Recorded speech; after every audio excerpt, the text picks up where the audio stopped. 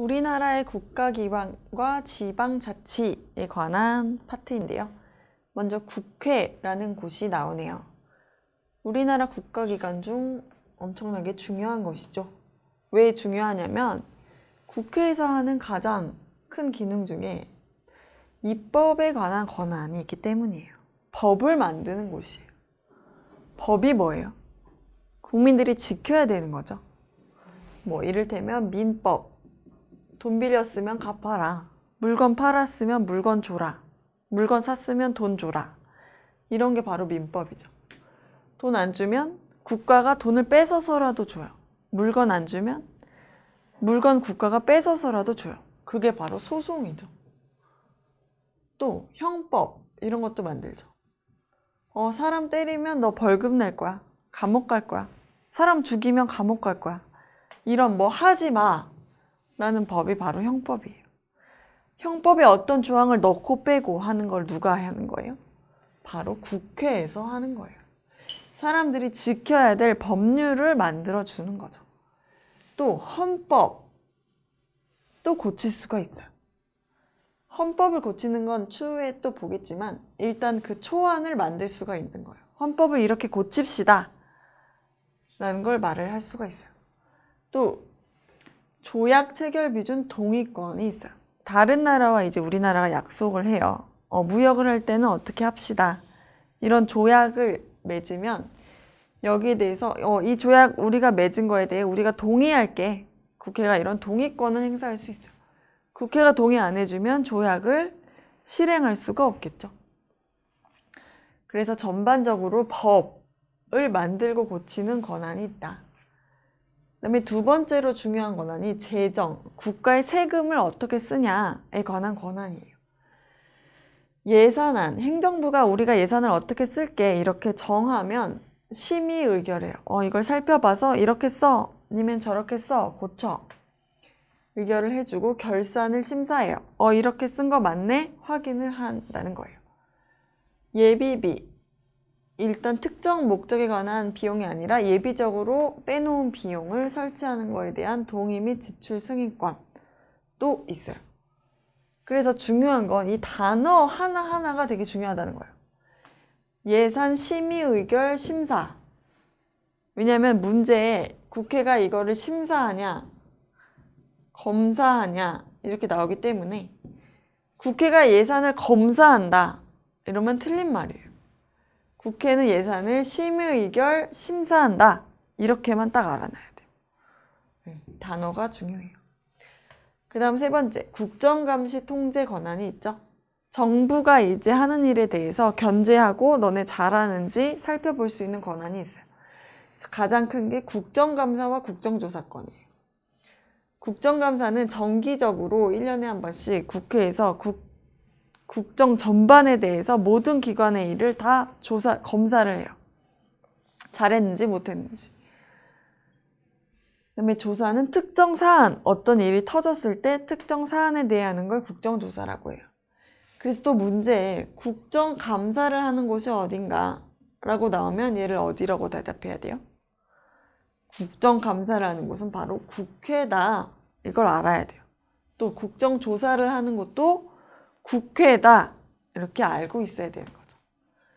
다음 선전포고, 국군의 파견, 일반 사면 등에 대한 동의권 등등이 또 있네요. 그다음에 긴급재정, 경제처분 명령. 이 명령 자체를 하는 사람은 대통령인데 긴급한 상황에서 하는 거죠. 승인권이 또 있어요. 다음 국무총리와 국무위원에 대한 해임 건의. 대통령에 대해서 너의 그 사람들이 마음에 안 들어. 얘 잘라고 다시 뽑을래? 이렇게 말을 할 수가 있어요. 여기 따를지 말지는 또 대통령의 재량이죠. 그 다음에 탄핵소추 의결권이 있어요. 이게 또 중요해요. 탄핵소추 의결권. 대통령이나 뭐 국무총리 이런 사람이 마음에 안 들면 얘 임기를 끝내달라, 얘를 파면해달라고 헌법재판소에 심판을 청구하는 거예요.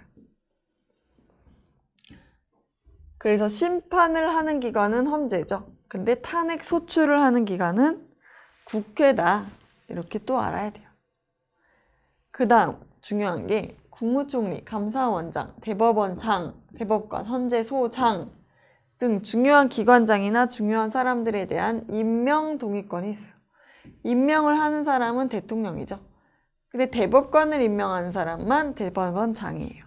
이 나머지 사람은 다 대통령이 임명하는데 임명은 대통령이 하더라도 누가 동의를 해줘야 된다는 거예요. 바로 국회인 거죠. 그래서 이 국회의 기능을 올바르게 고르는 문제, 이 기능을 하는 기관을 국회라고 찾는 문제, 이런 게 나오기 때문에 이 권한은 다 잘 알아둬야 되죠. 네. 그 다음 개념으로 넘어가 볼게요.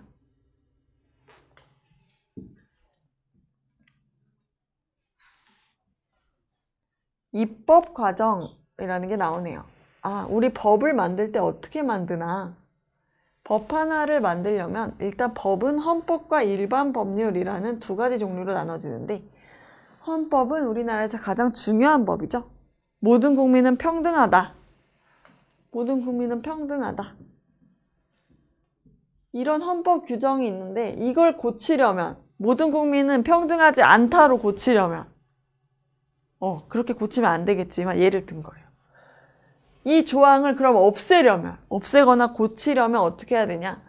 국회에 있는 국회에 현재 있는 인원의 과반수가 찬성하거나 아니면 대통령이 이걸 고칩시다 라고 발의를 해야 된다는 거예요. 제안. 그래서 공고를 해요. 대통령이 20일 이상 국민들에게 우리가 이제 이걸 고치려고 해요. 이걸 알려줘야 된다는 거죠. 그 다음은 국회가 의결을 해요. 제적 3분의 2. 만약에 지금 300명이 있다면 200명이 찬성을 해야 된다는 뜻이에요. 200명이 우리 다 동의할게. 그러니까 국회에서 지금 투표를 몇 번 하는 거예요? 2번 하는 거죠. 먼저 제안할 때는 과반수 151명이 찬성해야 되는데 두 번째는 200명이 찬성해 줘야 돼요. 그걸 거쳐서 마지막으로 뭐래요? 국민투표를 거쳐서 과반수가 또 찬성을 해야 돼요. 우리 국민 중에 투표를 할 수 있는 사람의 과반수가 이 조항 없애는데 동의할게 라고 해줘야지 마지막에 대통령이 공포해서 없앨 수가 있어요. 엄청나게 복잡하죠? 왜? 이 헌법 조항이 너무나 중요해요. 모든 국민은 평등하다. 사실은 이건 고쳐서는 안 되는 조항인 거죠. 그럼에도 불구하고 이런 걸 고칠 때에는 어떻게 해야 된다고요? 이 모든 절차를 다 거쳐야 된다는 뜻이에요. 네. 헌법에 대통령은 5년으로 하고 중임 안 된다. 이런 조항이 있어요. 한 번만 하라는 거죠. 그래서 이 조항을 고치려고 해도 어떻게 해야 돼요? 이 모든 절차를 다 거쳐야 돼요. 대통령의 임기와 그 중임에 관한 사항이 굉장히 중요하기 때문에 그런 거죠. 그 다음으로는 일반 법률을 만들거나 개정, 고치는 절차를 봐볼게요. 헌법보다는 훨씬 쉽겠죠? 일반 법률을 할 때는 대통령이 소속한 정부에서 우리 이 법 만들자고 하거나 국회의원 10인 이상 10명이 모이거나 아니면 위원회, 국회의원들이 조직한 단체가 있거든요. 그 위원회에서 발의를 하거나 이 세 가지 방법에 의해서 일단 안이 제출이 돼요. 어떤 법률을 만들자. 이를테면 우리는 지금 새치기 하면 처벌한다. 뭐 이런 법은 없어요. 근데 사람들이 새치기를 너무 많이 해서 새치기 하면 벌금 5만 원 내자라는 법을 만든다고 가정을 했을 때 정부가 이 법을 만들자고 할 수도 있고 국회의원이 10명이 모여서 이 법을 만들자고 할 수도 있고 국회 소관 상임위원회에서 이 법을 만들자라고 할 수도 있다는 거예요. 이 숫자가 중요한데 여기서는 10명이 중요한 거죠. 이게 문제에 만약에 5명이라고 나오거나 20명이라고 나오거나 15명이라고 나오거나 이러면 틀렸죠. 딱 이건 기억해야 돼요. 10명. 법을 제출할 때는 10명이 있어야 된다. 그래서 국회의장을 통해서 상임위원회의 심사를 거쳐서 국회 법제사법위원회라는 또 위원회가 있는데 법에 관련된 일을 하는 또 단체예요. 여기서 한번 심사를 또 받고 본회의에서 최종적으로 제적 과반수 출석의 과반수 찬성 거쳐서 대통령에게 보내요. 이것도 또 중요하죠. 제적 과반수 출석에 출석 과반수의 찬성. 아까 국회 헌법은 여긴 제적 과반수, 의결할 때는 제적 3분의 2였죠. 이걸 다 알아둬야 돼요. 헌법일 때는 이렇고 법률일 때는 이렇다. 제적 과반수 출석에 출석한 사람의 과반수가 찬성하면 법률이 의결된다. 그래서 의결을 거치면 최종적으로 대통령이 15일 이내에 국민들에게 알려주게 돼 있어요. 그러면 이제 법률이 효력이 발생해요. 효력 발생. 그래서 보통은 공포할 때 그럼 이 법은 6개월 후부터 시행하는 걸로 하겠습니다. 이런 식으로 공포를 해요. 그러면은 공포 후 6개월 후부터 이제 새치기 하면 벌금 5만 원 이게 실행이 되는 거예요. 그런데 여기서 환부 거부라는 제도가 있죠. 대통령이 국회에 다시 이거를 돌려보내는 거예요. 공포를 안 하고 거부를 할 수가 있어요. 법률안 거부권이 있었죠. 대통령제의 요소인데 이 법 마음에 안 들어. 새치기 좀 했다고 벌금 맨날 내면 좀 국민들이 더 싫어할 것 같아요. 다시 논의해 주세요. 라고 했을 때 국회에서 그러면 우리 5만 원 말고 한 3만 원으로 할까요? 이렇게 고칠 수도 있고 안 고칠 수도 있겠죠. 우린 그냥 5만 원으로 그냥 할 거야. 라고 하면 그때는 다시 의결을 해야 돼요. 그런데 이때는 이 의결에 관한 요건이 바뀌어요. 제적 과반수 출석에서 출석한 사람의 3분의 2가 찬성해야 돼요. 3분의 2 이상이. 그래서 처음 의결할 때보다 재의에서는 더 요건이 강화되죠. 근데 강화된 요건으로 의결하면 이때 효력이 확정이 돼요. 다시 대통령은 또 재의를 요구할 수는 없어요. 대통령의 법률안 거부권은 딱 한 번만 행사할 수 있는 권한이에요. 그래서 이렇게 법률이 만들어진다는 걸 아시면 되겠습니다. 그 다음 하나 더 보호할 개념은 국회 교섭단체와 상임위원회가 있다는 뜻인데요. 둘 다 어떤 국회 내부의 단체에 해당은 돼요. 국회의원끼리 이제 조직이 있는 거죠. 근데 쉽게 말해서 교섭단체는 정당이 교섭단체를 하나씩 만든다. 그러니까 정당의 의논기관이다. 이런 식으로 이해하시면 되고, 상임위원회는 분야별로 만들어져 있다. 외교, 교육, 그다음에 식품 이런 식으로 분야별로 국회의원들이 논의를 하기 위해 만든 회의기관이다. 이렇게 아시면 돼요. 또 아셔야 될 건 교섭단체는 20명 이상이 모여야 하나의 교섭단체가 된다는 거. 그러니까 만약에 30명 국회의원이 있는 정당이면 교섭단체 하나 만들겠죠. 근데 어떤 정당이 10명이에요. 그리고 5명인 정당이랑 또 6명인 정당이 있어요.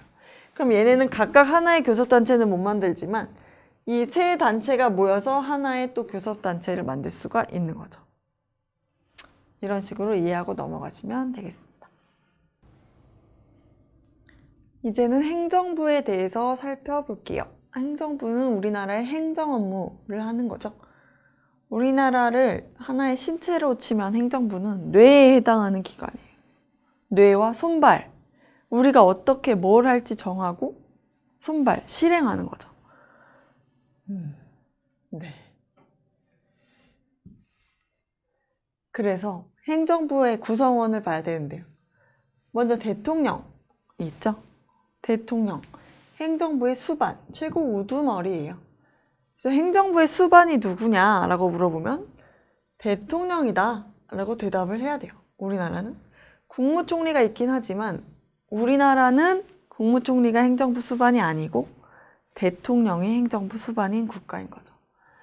그래서 모든 행정에 관한 최종적 권한과 책임이 있대요.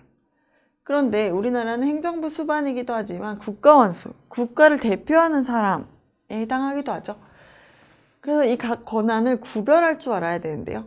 행정부를 지휘 감독하거나 국군, 군대에 관한 걸 일을 하거나 공무원을 임명하거나 면직시키거나 대통령령을 발표하거나 하는 건 다 행정부 수반의 권한이고 그 외 대외적으로 다른 나라에 대해서 우리나라를 대표한다든지 영토라든지 헌법기관을 그러니까 대법원장을 임명한다든지 하는 거는 국가 원수로서의 권한 또 같이 행사를 하고 있다는 점을 아시면 되겠습니다. 그 다음 기관은 국무총리가 나오네요.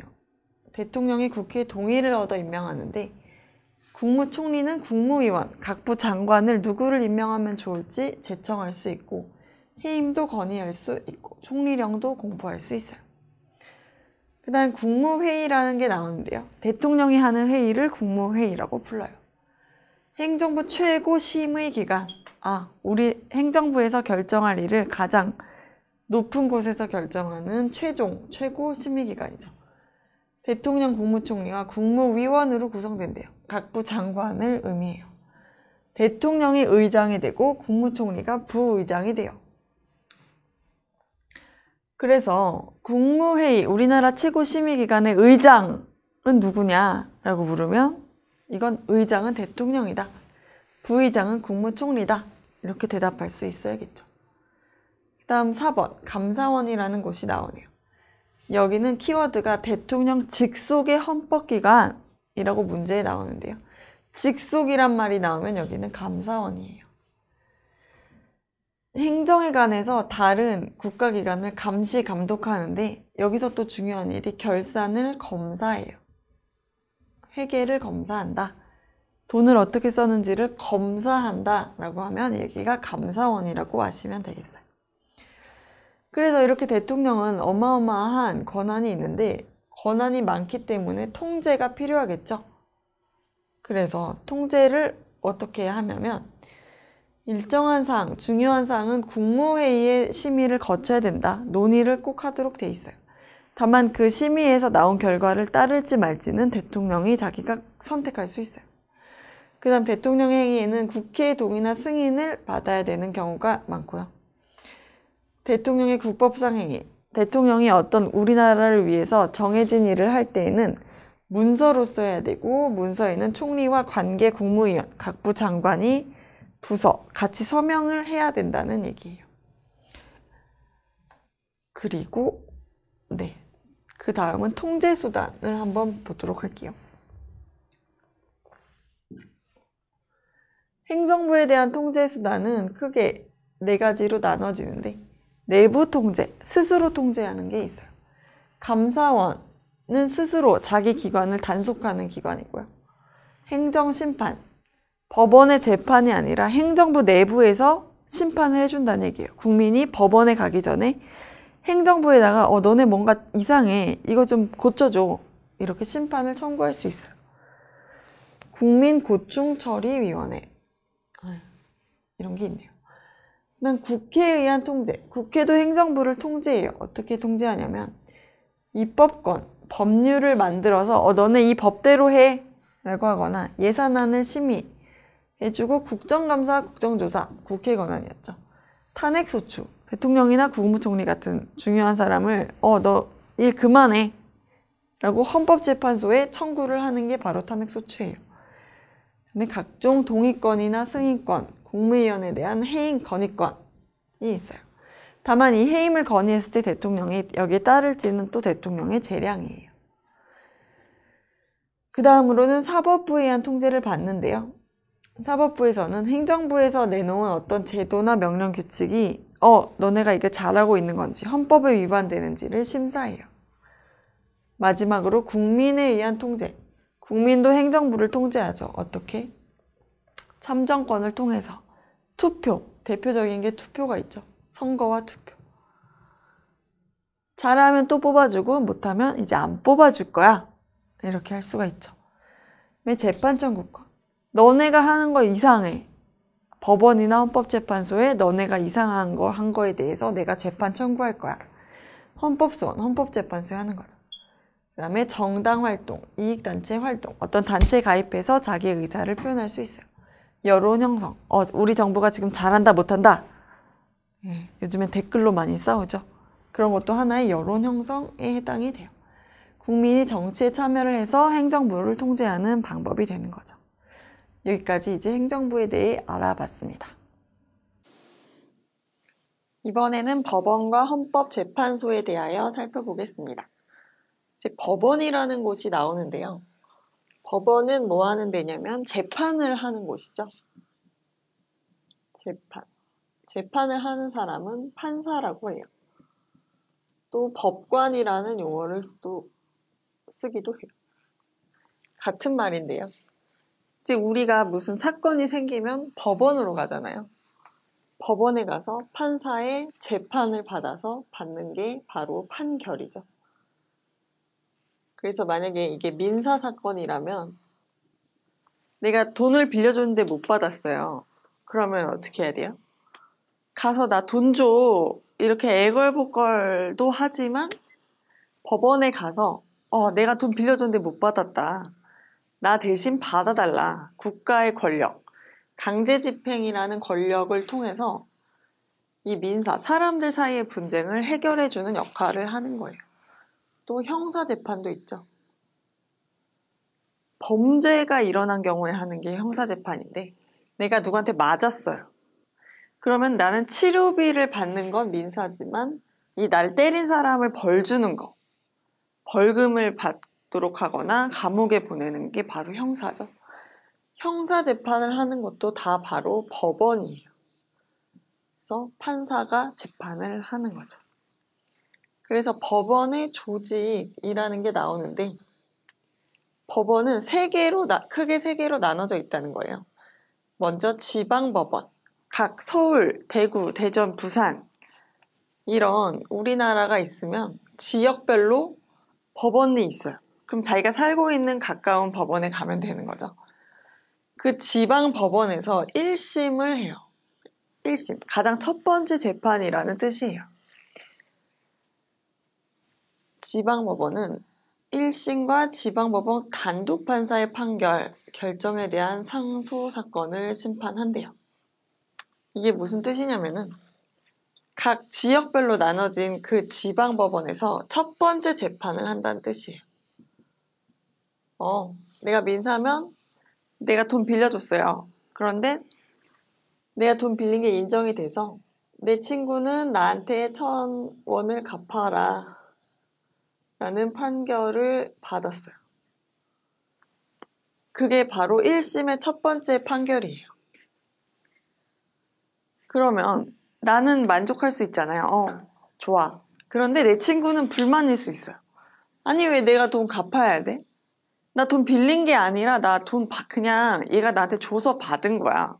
나 갚을 의무 없어. 뭐 이렇게 될 수 있잖아요. 그러면 내 친구는 이제 그 1심 법원의 재판에 대해서 항소라는 걸 할 수 있어요. 항소. 소송 결과에 대해 항의한다는 뜻이죠. 그러면 이 재판은 어디서 해요? 고등법원에서 이제 두 번째 재판을 한다는 뜻이에요. 두 번째 재판을 하는 곳. 고등법원, 지방법원의 판결 등에 대한 상소사건의 심판. 두 번째 재판을 했더니 그래도 1,000원 갚아. 똑같은 판결이 나왔어요. 그럼 나는 역시 만족하죠. 내가 돈 빌려준 게 맞으니까 나 받으면 되겠어 이제. 그런데 내 친구 입장에서는 말도 안 돼. 나 이거 인정할 수 없어요. 그러면 재판을 몇 번까지 해줘요? 총 3번까지 해준다는 뜻이에요. 한 번 더 재판을 받으려면 상고라는 거를 해요. 상고는 2심 법원, 고등법원의 판결에 대해서 대법원으로 한 번 더 재판을 받게 해달라라는 거를 뜻해요. 그래서 대법원, 세 번째, 최종 법원이죠. 대법원에서는 상고심에 관할한다. 상고심을 수행을 한다는 뜻이에요. 그래서 일반 법원의 상고심, 그래 1,000원 갚아. 대법원도 똑같이 할 수도 있고 1,000원 그냥 갚지 마. 뭐 이렇게 판결할 수도 있죠. 그리고 대법원의 또 하나의 중요한 기능은 위헌 위법 명령규칙 처분에 대한 심사권, 위헌 법률심판 제청권, 선거소송 재판권 등등이 있다는 거를 또 알아두셔야 돼요. 먼저 위헌 위법 명령규칙 처분 심사권을 보면은 명령규칙 처분이 일단 뭔지 알아야 되는데 우리나라의 여러 법률들이 있잖아요. 돈 빌리면 갚아야 된다. 사람 때리면 안 된다. 사기치면 안 된다. 뭐 이런 등등의 법률이 있는데 법률 밑에는 법률의 자식인 명령과 규칙이 있어요. 법률보다 더 작은 법률의 일종인데 더 하위 규범이라고 부르는 애들이에요. 이 명령과 규칙은 이제 법률을 지킬 때 그 세부적인 사항을 규정을 해놓은 건데 만약에 법률이 헌법에 위반된다. 헌법의 가장 상위의 규범이죠. 헌법의 법률이 위반되면 이거는 어디서 재판을 해요? 헌법재판소에서 재판을 하죠. 그래서 대법원은 위헌법률 심판 제청권이라는 게 있다는 거예요. 위헌법률 심판을 해달라는 거예요. 헌법재판소. 근데 이거는 대법원뿐만이 아니라 고등법원과 지방법원에도 다 같이 있는 기능이에요. 어떤 법원이든 간에 법원에서는 다 자기가 재판을 하다가 이 법률이 좀 이상한 것 같아 라는 생각이 들면 이걸 헌법재판소에 보낼 수가 있어요. 이 법률 좀 없애봐. 너 생각은 어때? 이렇게 물어보는 거예요. 그걸 바로 위헌법률심판 제청권이라는 용어를 써요. 그런데 이 법률이 아니라 이 하위규범인 명령규칙은 헌법재판소에 보내는 게 아니라 스스로 심사를 한다는 거예요. 심사. 이 명령은 좀 이상해. 명령 자체가 이상해. 규칙 자체가 이상해. 처분 자체가 이상해. 이 심사권은 대법원, 고등법원, 지방법원 다 있어요. 이것도 마찬가지로. 다 있는데 그럼 대법원이 다른 법원이랑 틀린 거는 여기에 대한 최종 심사권이 있다고 해야 돼요. 최종적으로 위헌 위법한 명령 규칙 처분에 대해서는 대법원이 심사한다. 최종적으로. 다른 법원도 다 심사하지만 여기서 최종 심사하는 거예요. 그 다음에 중요한 게 또 선거소송 재판권이죠. 선거소송은 뭐냐면 만약에 우리가 대통령을 뽑았어요. 그런데 당선된 사람은 기쁘겠지만 떨어진 사람의 입장에서는 이 선거가 뭔가 잘못됐다. 이런 얘기를 할 수 있잖아요. 바로 당선의 유효, 무효를 가리는 소송을 선거소송이라고 하는데 모든 선거소송을 하는 건 아니고 대통령, 국회의원, 도지사급과 같은 중요한 사람들의 선거소송은 이제 대법원에서만 해요. 이 사람들에 대한 건 1, 2심을 거치지 않아요. 왜? 이 사람들이 앞으로 중요한 일을 해야 되고 임기가 정해져 있는데 임기 내내 소송만 하다 끝날 수는 없잖아요. 그러니까 이런 건 신속하게 해주기 위해서 3심제의 예외를 뒀어요. 그래서 선거소송 재판권은 대법원에 있다. 이렇게 아시면 되겠어요. 이 부분 사법권의 독립이라는 것도 중요한데 이건 뭐냐면 법원이 다른 정치 권력인 입법이나 행정부로부터 독립돼 있다는 뜻이에요. 그러니까 간섭을 받지 않아야 된다는 거죠. 국회의원이 판사한테 이 법률 어긴 사람 완전 강하게 처벌해 주세요. 이렇게 사적으로 말하면 안 된다는 거예요. 법원은 그 국회나 정부로부터는 독립해 있어야 된다. 그래서 파생되는 개념이 바로 법관의 신분상 독립. 그러니까 판사는 자기가 직무상 뭔가 이상한 판결을 내린 게 아니면 잘리지 않는다는 뜻이에요. 탄핵 또는 금고 이상의 형의 선고. 그러니까 탄핵이 되거나 금고 이상. 그러니까 자기가 감옥 갈 정도의 죄를 저지르지 않았다면은 파면되지 않는다. 그러니까 판사가 재판하고 있는데 자기 마음에 안 드는 재판한다는 이유로 얘를 감옥에 보내면 안 된다는 뜻이에요. 그 다음에 법관의 재판상 독립. 법관은 헌법과 법률에 의하여 양심에 따라 독립하여 재판해야 된다. 이런 또 규정이 있어요. 법관이 누구한테 부탁받고 재판을 하지 말라는 거죠. 독립해서 딱 그 사건 자체만 놓고 재판을 해야 된다는 뜻이에요. 그 다음 개념으로 나아가 볼게요. 심급 제도라는 게 나오는데 아까 1심은 지방, 2심은 고등, 3심은 대법원 이렇게 나눠져 있다고 했잖아요. 그게 바로 심급 제도예요. 의미를 읽어보시면 법원에 위계가 있다는 거죠. 위계라는 건 순서예요. 일단 지방법원이 1차, 그 위에 고등법원 2차, 마지막 대법원 3차 이렇게 계단식으로 돼 있어요. 그래서 우리나라는 3심제다. 기본 3심제. 그래서 3심제의 예외를 그럼 알아둬야겠죠. 2심제로 하는 게 있고 단심제, 한 번만 재판하는 게 있어요. 2심제를 보면 특허에 관한 재판이라거나 지방의회 의원 선거, 기초자치단체장 선거는 2심제로 하고, 단심제, 재판을 한 번만 하는 경우는 비상계엄, 전쟁 난 경우죠. 전쟁 나서 대통령이 우리 지금 비상사태다 이렇게 선언을 할 수가 있어요. 그러면은 평소에는 3심제로 운영을 했더라도 비상사태이기 때문에 이때는 비상사태에서의 군사재판은 단심제로 운영을 하는 그런 게 있어요. 그다음 대통령, 국회의원, 광역자치단체장, 도지사나 광역시장 같은 사람이죠. 선거재판은 이제 또 대법원에서 아까 단심제로 한다고 했었죠. 또 하나 살펴볼 거는 이제 상소제도예요. 상소제도에는 크게 항소와 상고가 있는데, 항소는 이제 1심 판결에 대해서 하는 거고, 상고는 2심 판결에 대해서 대법원에 다시 한번 재판해달라 이렇게 신청하는 거예요.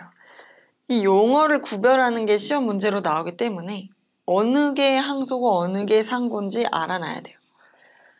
그래서 항소와 상고제도를 합쳐서 상소제도라고 불러요. 그 두 번째로 나오는 건 항고와 재항고인데요. 항고와 재항고는 판결이 아닌 결정이나 명령에 대해 불복해서 이의를 제기하는 걸 말해요. 그럼 판결은 뭐고 결정, 명령은 뭐냐? 참 용어가 많이 나오죠. 아까 전에 민사재판에서 돈 1,000원 빌려줘서 1,000원 갚아라 이렇게 결론이 나오는 거, 결론을 판결이라고 해요. 판결. 근데 이 결론이 아닌 이 결론을 내기까지의 과정 중에 짜잘한 결정이나 명령 등이 있어요. 그래서 이게 정식 소송을 통한 이 판결, 결정이 정식 소송의 결론이 아닌 그 판결 이외의 것들을 결정이나 명령, 더 작은 애들을 가리켜요. 그래서 결정이나 명령에 불복할 때는 항소가 아니라 항고가 되고, 두 번째, 대법원에다가 한 번 더 항고할 때는 이거를 재항고라고 불러요. 그러니까 이것도 용어가 중요하긴 한데, 항고는 이제 1심 법원 거를 2심 법원에 해달라고 할 때, 또 재항고는 2심 법원 거를 3심인 대법원에 다시 판단해달라고 신청할 때 쓰는 용어라는 것만 알아두시면 되겠어요.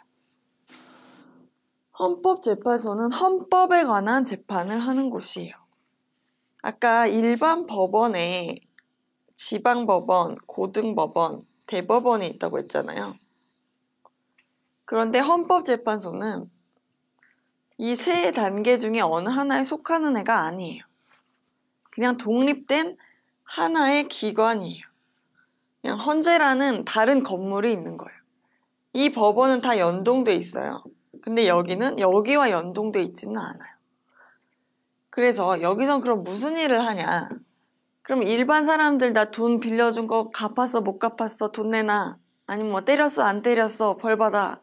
이런 사소한 재판이 아니에요. 여기는 법률의 효력 여부를 심판해요. 이 법률 자체, 사람 때리면 안 돼! 라고 돼 있는 그 법률이 우리 헌법에서 정해놓은 여러 가지 규정이 있잖아요. 사람은 뭐, 국민들은 평등하다. 뭐, 자유가 있다. 행복 추구할 권리가 있다. 직업의 자유가 있다. 뭐, 노동할 권리가 있다. 여러 국민들이 가지는 권리를 규정해 놨는데 어떤 법률이 생겼어요. 자, 사람 때리지 마. 이 법률의 이 자체가 그럼 이 법률이 우리 헌법에 부합해? 어떤 경우에도 사람 때리지 마. 이렇게 돼 있는 게 우리 헌법상 타당한가? 이런 걸 바로 심판하는 곳이에요. 이 법률 자체. 그래서 헌재에서 판단했을 때 당연히 사람 때리면 안 되지 라고 하면 이거는 합헌이 돼요. 합헌. 그런데 위헌이 되는 경우가 있어요. 위헌. 우리가 어떤 법률이 있었는데 이 법률이 이제 시대가 지나면서 우리 헌법에 맞지 않아. 이거 없애야겠어. 이렇게 헌법재판소에서 판단하게 되는 경우가 있어요. 그걸 헌법에 위반됐다라고 해서 위헌이라고 부르죠. 그러면 이 법률 자체를 없애버리는 거예요. 그럼 이 법률이 금지하고 있었던 그 행위를 이제부터는 해도 된다는 거죠. 꼭 해도 된다기보다는 해도 뭐 처벌을 하거나 국가에서 못하게 할 강제력은 잃게 된다는 거죠. 네, 그런 것들이 있어요. 하나 예를 들어보자면은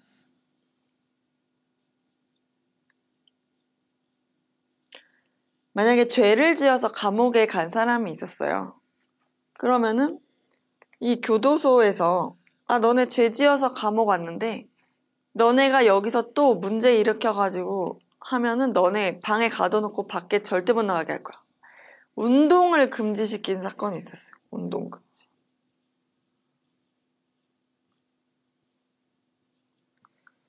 그러면 이제 감옥에 있는 사람 입장에서는 아니 내가 아무리 죄를 지어서 감옥에 왔다고 해도 나를 아예 아무것도 하지 말고 그냥 방에 누워만 있으라고 하면 이거 너무 심한 거 아니냐. 인권 침해다.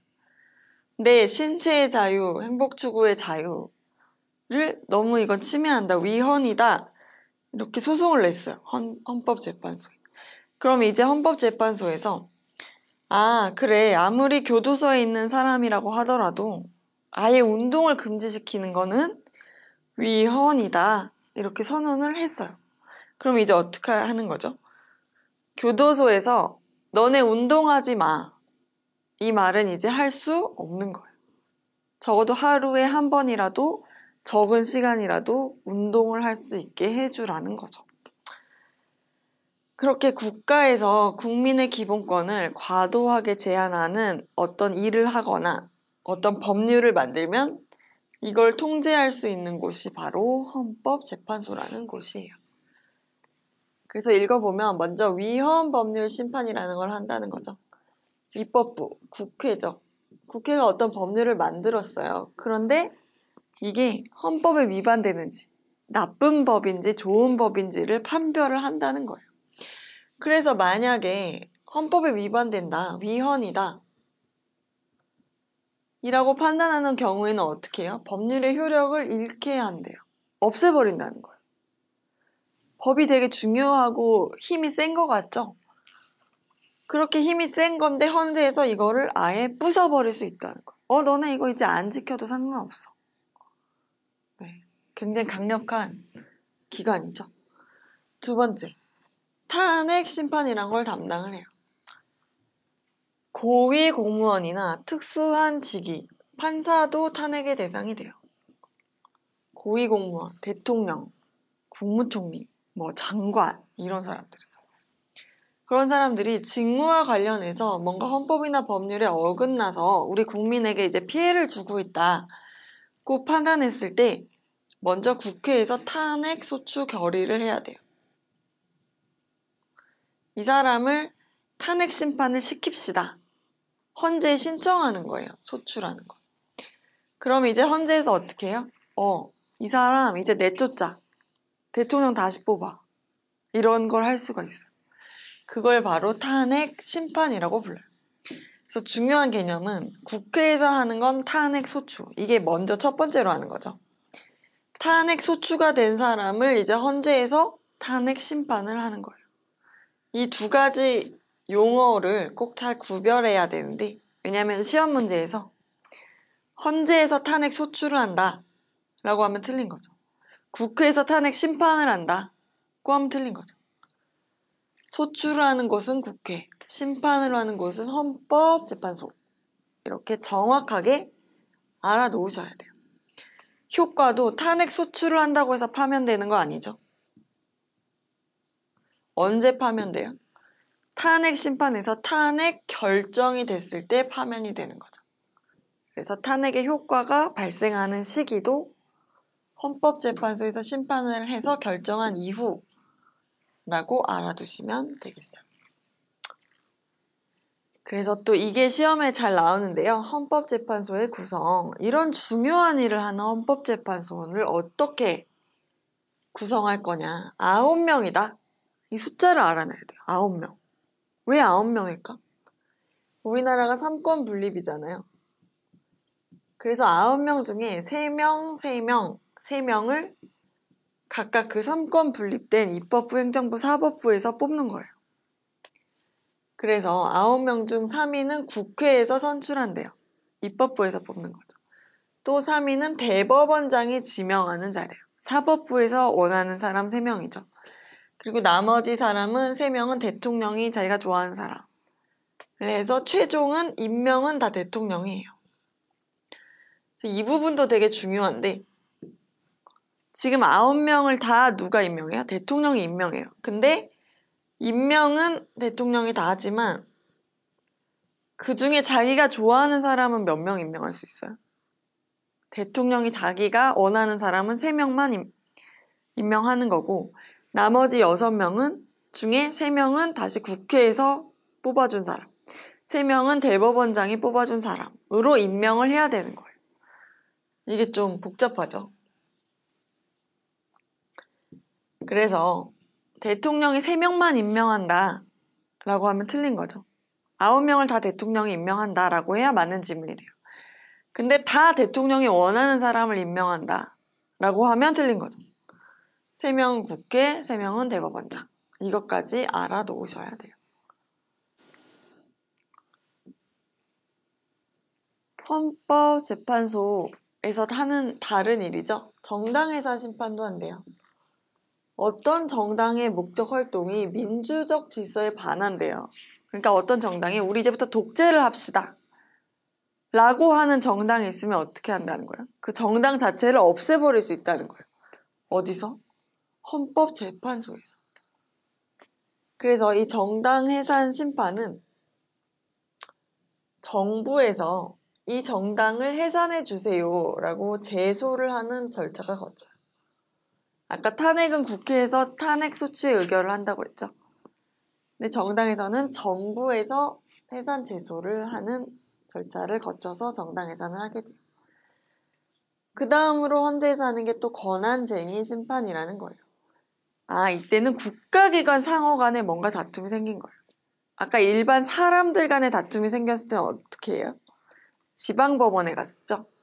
지방법원에서 재판하고 고등 갔다가 대법원 가죠. 근데 국가기관끼리는 그렇게 지방법원에 가지 않는다는 뜻이에요. 국회와 정부 간에 뭔가 의견 차이가 생겼어요. 이거 어떻게 해야 돼? 누가 해야 돼? 그러면 그 국회와 대통령이 지방법원에 가는 게 아니라 어딜 간다는 거예요? 헌법재판소에서 심판을 받는다는 거예요. 이거 누가 해야 돼? 누가 하는 게 맞는 일이야? 이렇게 물어본다는 거예요. 마지막으로 볼 게 바로 헌법 소원 심판이에요. 아까 위헌법률 심판을 봤었죠? 법률의 효력을 없애버리는 거잖아요. 이게 2가지가 있는데요. 헌법 소원 심판이. 그 중에 하나가 나와 있네요. 헌법상 보장된 국민의 기본권이 침해된 경우에 기본권이 침해됐으면 국민은 헌법재판소에 가서 국가가 내 기본권을 침해하는 행위를 더 이상 하지 않도록 해줘 라고 신청할 수가 있어요. 그게 바로 헌법소원 심판이고 하나가 종류가 더 있는데 여기에 나온 건 이 권리구제형이고 나머지 한 종류는 위헌심사형 헌법소원이라는 게 또 있어요. 이게 바로 위헌법률 심판을 통한 거와 같은 건데 아까 원래 위헌법률 심판은 어디서 할 수 있다고 했어요? 법원이 한다고 했죠?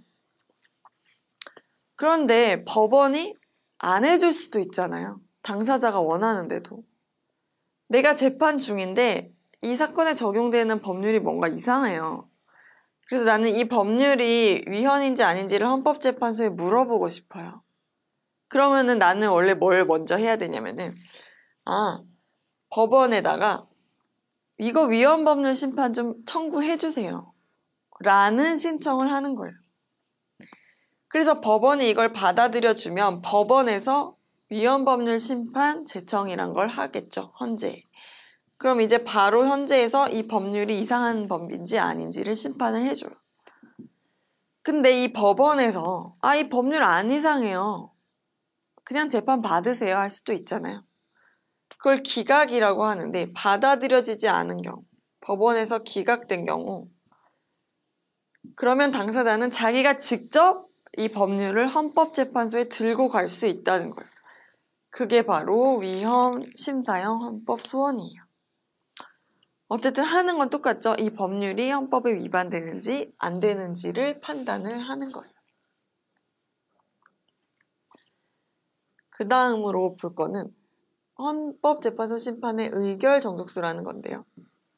재판관 중에 몇 명이 같은 의견이어야지 이 법률의 효력이 없어질 수 있냐는 거예요. 그래서 9명 중에 7명 이상이 출석해야 되고 6명 이상이 찬성해야 된다. 6명 이상이 이 법이 이상해 이렇게 결론을 내려야지만 법을 없앨 수가 있어요. 그러니까 이 중에 한두 명이 이상해 라고 한 것만 가지고는 법률의 효력을 없앨 수 없어요. 왜냐하면 법이란 거는 이제 국민의 대의기관인 국회에서 만든 거잖아요. 그래서 사실상 이걸 없애는 것도 굉장히 신중히 해야 되는 거죠. 그래서 신중히 하기 위해서 무조건 6명 이상이 찬성해야 된다. 단 권한쟁의의 경우에만 과반수 이상 찬성하면 된다. 이렇게 알고 계시면 되겠어요. 이것도 문제에 나오기 때문에 이 숫자를 알아놔야 되죠. 6명. 권한쟁의는 과반수. 그 다음에 두 번째로 살펴볼 건 아까 말했던 헌법소원 심판의 특징이라는 건데요. 다른 구제수단을 모두 사용한 뒤 최후로 사용해야 된다라는 게 있어요. 왜냐면 사실 헌재라는 데가 되게 좋은 데 같잖아요. 나한테 뭐가 문제가 있을 때 해결해주는 곳이죠. 근데 국민들이 다 나한테 지금 고민거리가 있어 이거 해결해주세요 라고 하면 헌재가 업무 과중으로 폭발해버리겠죠. 그래서 그걸 막고 꼭 필요한 사건만 하기 위해서 너네 정 방법이 없을 때 와라.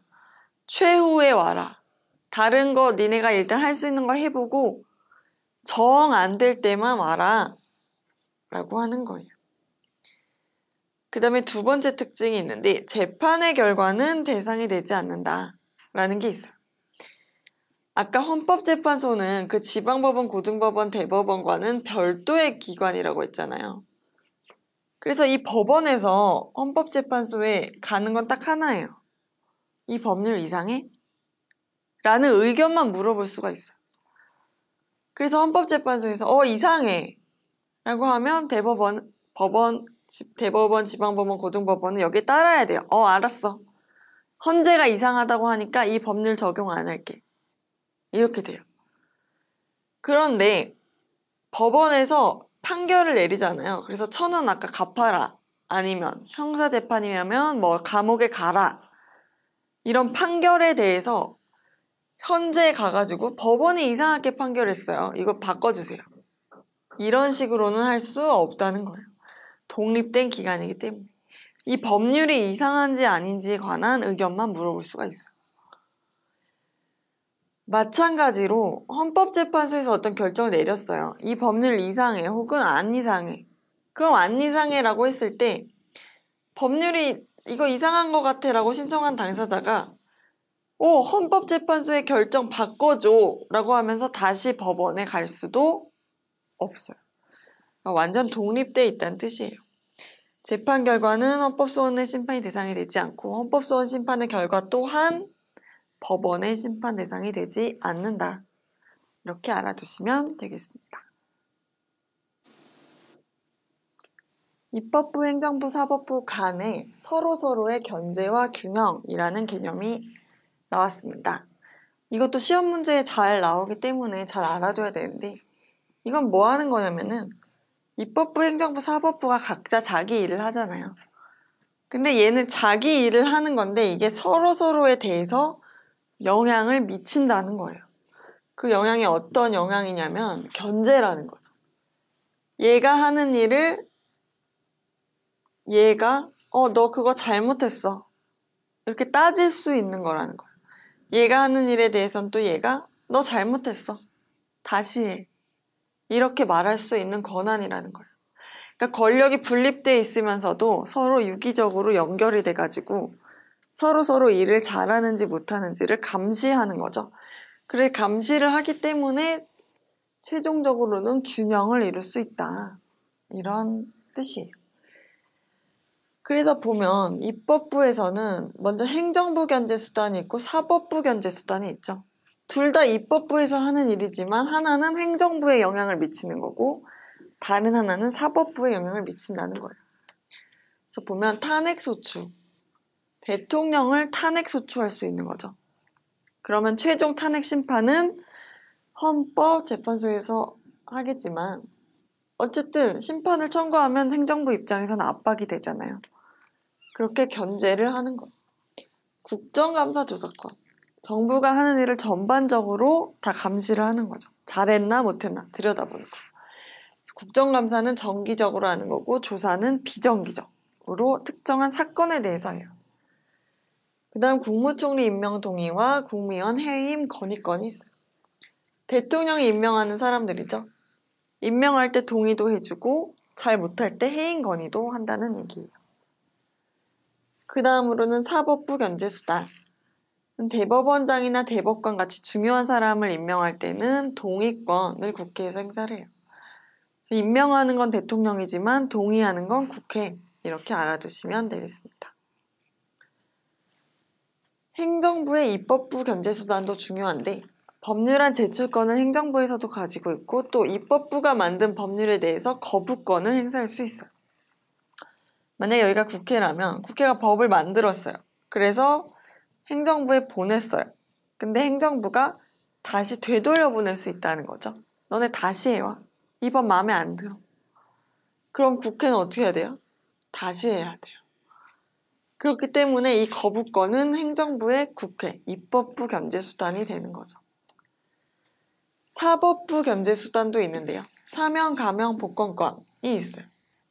법원에서 사법부에서 이제 재판을 한 거예요. 아, 이 사람 징역 한 20년, 감옥에 20년 있어. 이렇게 했어요. 근데 대통령이 봤을 때 이 사람 이렇게까지 잘못 안 했는데 너네가 재판을 잘못한 거야. 얘 풀어줘. 이렇게 할 수가 있어요.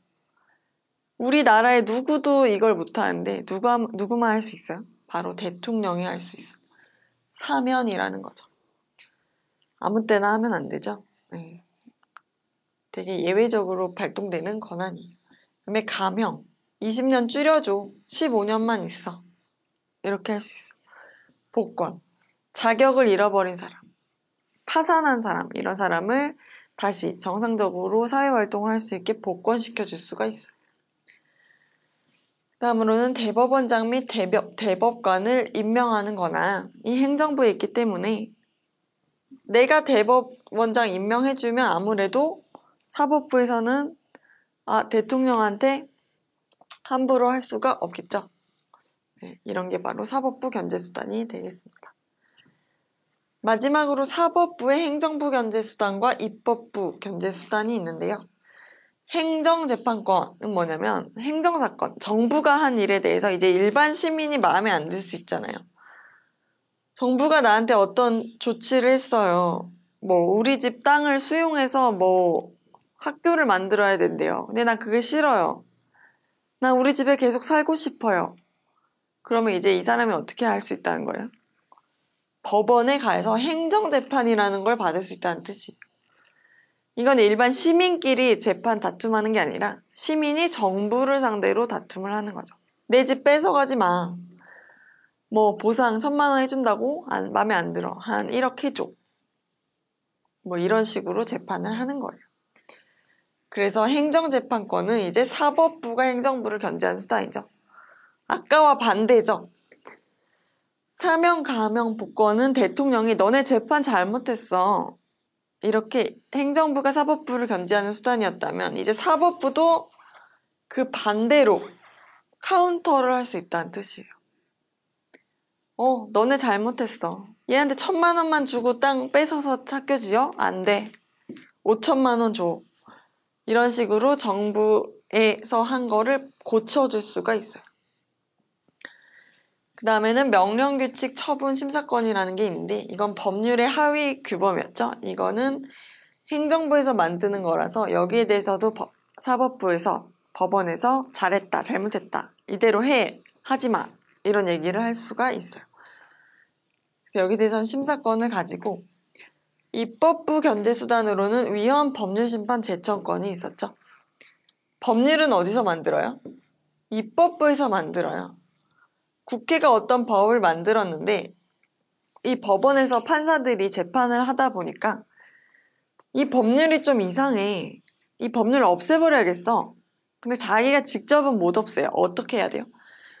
헌법재판소에 위헌법률 심판이라는 걸 하도록 청구를 해야 돼요.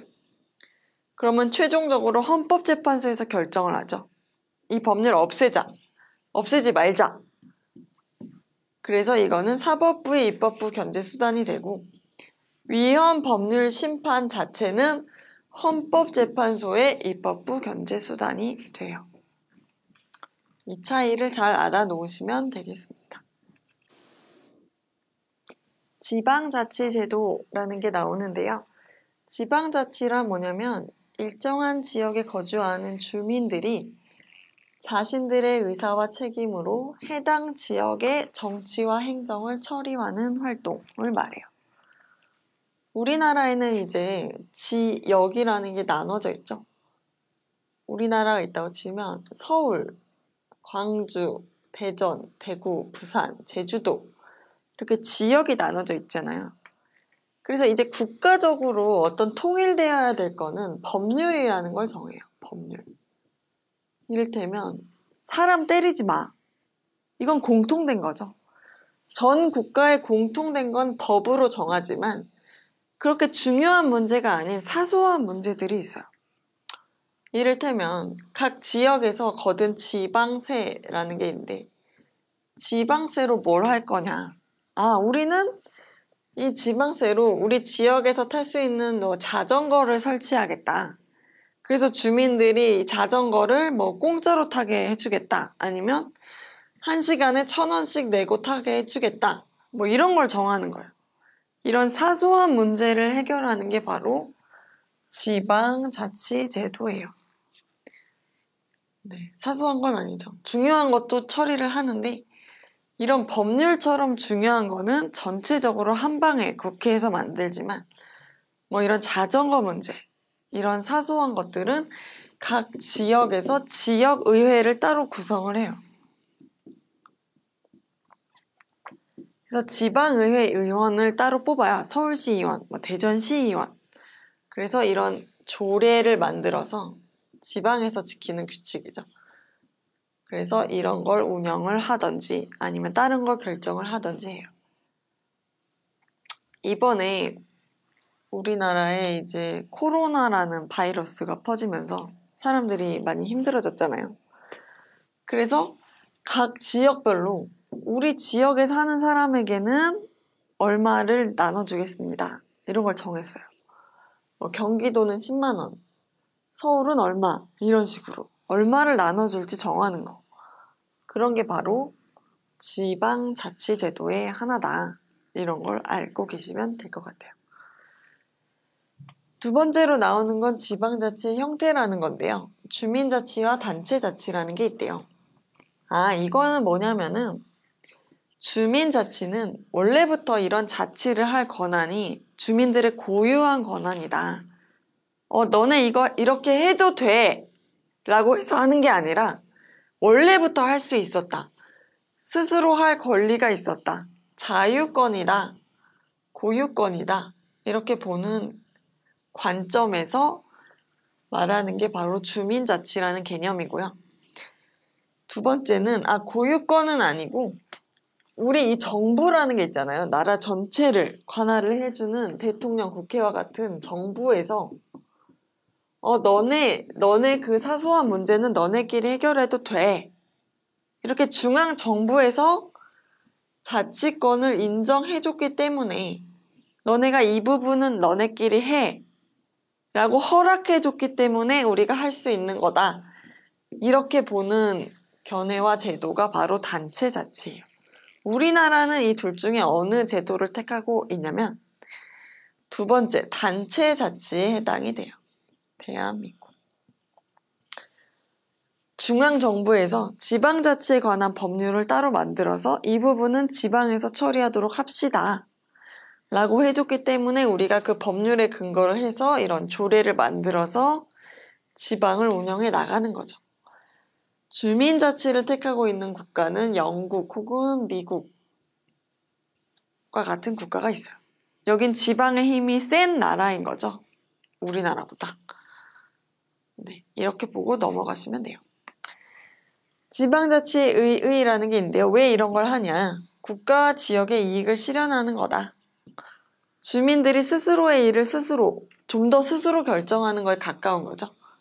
국가, 나한테서 멀리 떨어져 있는 대통령이나 국회에서 결정해준 대로만 다 사는 게 아니라 우리 지역의 일은 지역에 사는 그 주민들이 뽑은 새로운 의회와 지역 단체장을 통해서 스스로 결정을 해나가는 그 의의가 있어요.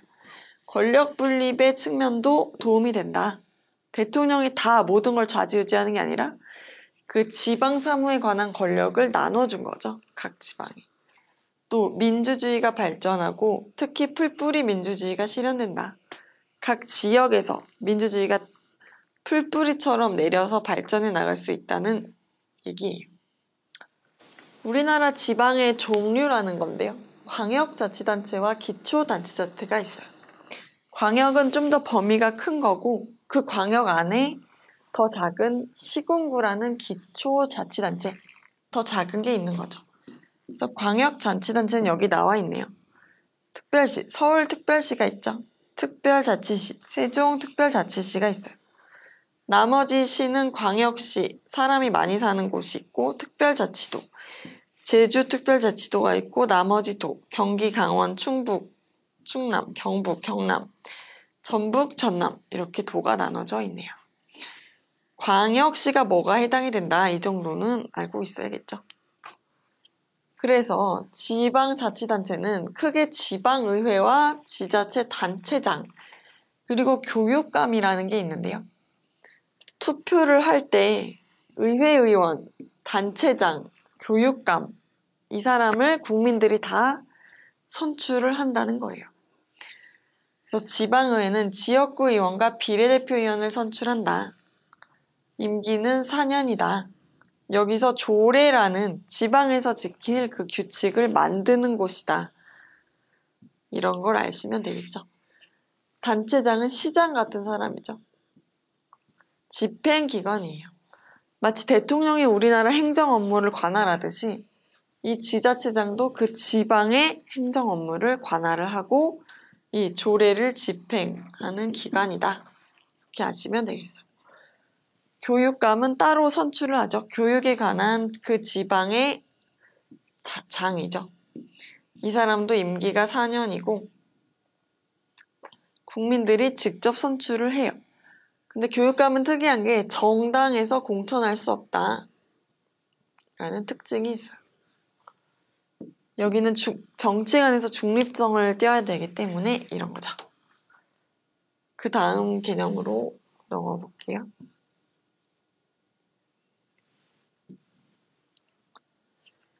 주민참여제도라는 게 나오는데 이건 시험에 나오기 때문에 이 세 가지는 용어를 알아두셔야 될 것 같아요. 주민투표, 발안, 소환 제도가 있다.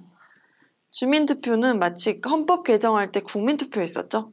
그것처럼 지역에 관한 중요한 사무, 중요한 정책들을 시행할 때 주민이 스스로 투표를 하는 제도예요. 주민 발안이라는 거는 주민이 직접 조례안을 발의할 수 있는 제도. 우리 지역에서는 뭐를 시행을 해줬으면 좋겠어요. 라는 거를 주민이 직접 말을 할 수 있도록 해주는 제도인 거죠. 그다음에 주민 소환 제도. 이것도 중요한데요. 이거는 시험에 나올 확률이 아주 높아요. 지자체장이나 의회의원을 임기 중에 주민투표로 해임하는 제도예요. 너 일 그만해. 마음에 안 든다. 이렇게 주민이 말을 할 수가 있어요. 임기 중에. 아직 임기 4년이 남아 있어도 한 1년밖에 안 지났는데 우리 시장 하는 게 영 마음에 안 들어요. 얘 쫓아냅시다. 이렇게 해서 주민 몇 명 많이 모여야겠죠. 한 몇만 명이 모이면은 다 투표를 해가지고 이 임기 중에도 얘를 임기를 끝내버릴 수가 있어요. 이거를 주민 소환이라고 한다는 걸 알아두셔야겠죠. 지금 대통령이나 국회의원 같은 사람한테는 이렇게 국민 소환을 하는 국민 소환 제도는 없어요. 근데 지방자치에서는 주민 소환 제도가 도입이 돼 있다. 이 차이를 아셔야겠죠. 기타로는 주민이 감사를 청구할 수 있다. 우리 이 사무가 잘 하고 있는 건지 들여다보고 싶다. 주민소송, 청원제도 이런 것들이 있다는 것도 아시면 되겠습니다. 우리나라 지방자치의 문제점이라는 게 나오는데 사실상 지방이 그렇게 중앙정부로부터 독립돼 있지 못하다는 거죠. 과도한 통제, 독립성이 부족하다. 또 지역이기주의가 있죠. 나쁜 시설은 우리 지역에 안 돼. 좋은 시설은 우리 지역에 해야 돼. 이를테면 쓰레기 처리소 이런 거는 못 짓게 하고 KTX역 이건 무조건 우리 지역에 지어야 돼. 이런 거죠. 그 다음 낮은 재정 자립도. 돈이 없어요. 중앙정부로부터 돈을 빌려와야 돼요. 그래서 결국엔 독립성을 잃게 되는 이런 악순환이 되고 있죠. 관심과 참여가 부족한 점도 문제점으로 되고 있어요. 그래서 발전 방안으로는 중앙정부와 지방자치단체가 조화로운 역할 분담을 해야 된다. 이건 이상적인 거고요. 자율성 확대를 통해 분권이 강화돼야 된다. 좀 더 지방자치가 활성화될 수 있도록 해줘야 된다는 거죠. 이런 제도들이 있습니다.